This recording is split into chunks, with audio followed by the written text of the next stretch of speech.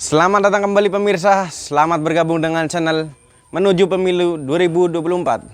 Bersama saya Putut Al-Huda, dalam beberapa menit ke depan saya akan membawakan berita terhangat terupdate di hari ini, yaitu politik dan artis. Silahkan tonton video ini sampai selesai agar kita gagal paham. Salam waras, salam NKRI. Ramai-ramai sindir, otak di balik wacana penundaan pemilu 2024.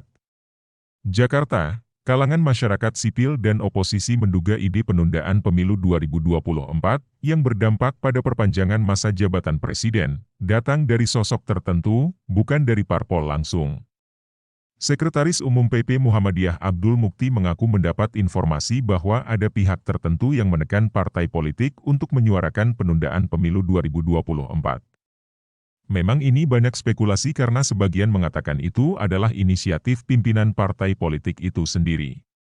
Tapi saya mendengar suara-suara angin, yang angin ini bisa jadi angin ribut, bisa angin buritan, bisa jadi angin mamiri, itu memang ada aspirasi dari orang tertentu yang ingin supaya pemilu ini ditunda pelaksanaannya, kata dia, dalam sebuah webinar, Sabtu 26 Februari.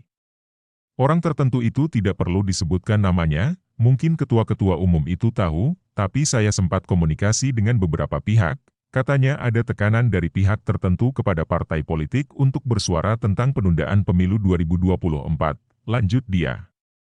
Yang jelas, baginya, penundaan pemilu ini berdampak pada perpanjangan masa jabatan presiden hingga DPR.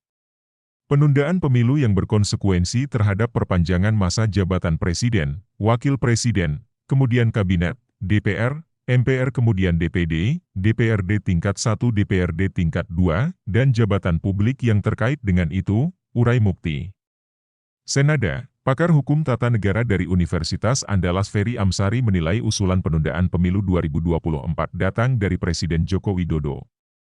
Tidaklah mungkin partai-partai menyampaikan itu secara terbuka, karena yang dilawannya adalah konstitusi, maka mustahil itu tidak keinginan dari seorang presiden, hanya kemudian menitip bibir dan mulut ketua partai saja, cetus dia, dalam sebuah webinar, Sabtu 25 Februari. Terpisah, Ketua Umum Partai Demokrat Agus Harimurti Yudhoyono, AHY, menduga ada pihak tertentu yang ingin mempertahankan dan tidak ingin kehilangan kekuasaannya terkait ide penundaan pemilu 2024. Ada mereka yang ingin melanggengkan kekuasaannya dan mereka takut kekuasaan. Negeri kita mau dibawa kemana kalau diisi atau dipimpin oleh orang-orang itu, jelasnya, saat melantik pengurus DPD Demokrat Banten dan Riau, di Banten, Sabtu 26 Februari. Di hadapan para pengurus, AHY mengatakan perpanjangan masa jabatan presiden dan menunda Pilpres 2024 merupakan pelanggaran konstitusi Indonesia. Ada yang mulai menyuarakan sebaiknya diundur, menurut saya ini pernyataan yang tidak logis, apa dasarnya? Yang jelas itu tidak sesuai dengan konstitusi kita, bahwa ada masa kepemimpinan yang harus dipatuhi bersama, baik tingkat nasional, provinsi sampai kabupaten kota, cetus dia. Sebelumnya, Ketua Umum Partai Kebangkitan Bangsa, PKB, Muhaimin Iskandar alias Cak Imin mengusulkan agar pemilu 2024 ditunda antara 1 hingga 2 tahun. PAN belakangan memberi dukungan. Partai Golkar mulai memberi indikasi positif atas usulan itu. Sementara, PKS, Partai Demokrat, Partai Nasdem, dan PDIP menolak.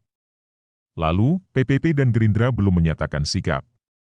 Merespons wacana itu, kantor staf presiden menyatakan bahwa Jokowi tetap mengacu pada konstitusi dan undang-undang yang berlaku. Siapapun silakan saja berpendapat. Namun presiden masih tetap sama sikapnya dalam memandang jabatan 3 periode maupun penundaan pemilu, kata Deputi VKSP Jaleswari Pramodawardhani kepada wartawan, Sabtu 26 Februari.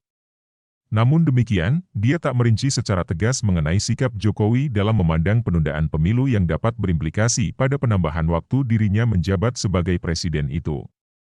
Jika merujuk pada keterangan Jokowi yang terdahulu, dia pernah menentang keras wacana penambahan periode kepemimpinan dirinya sebagai presiden. Ada yang ngomong presiden dipilih 3 periode. Itu ada 3, maknanya, menurut saya, 1. Ingin menampar muka saya, yang kedua ingin cari muka, padahal saya sudah punya muka, yang ketiga ingin menjerumuskan, ucap Jokowi saat berbincang dengan wartawan di Istana Merdeka, Jakarta, 2 Desember 2019.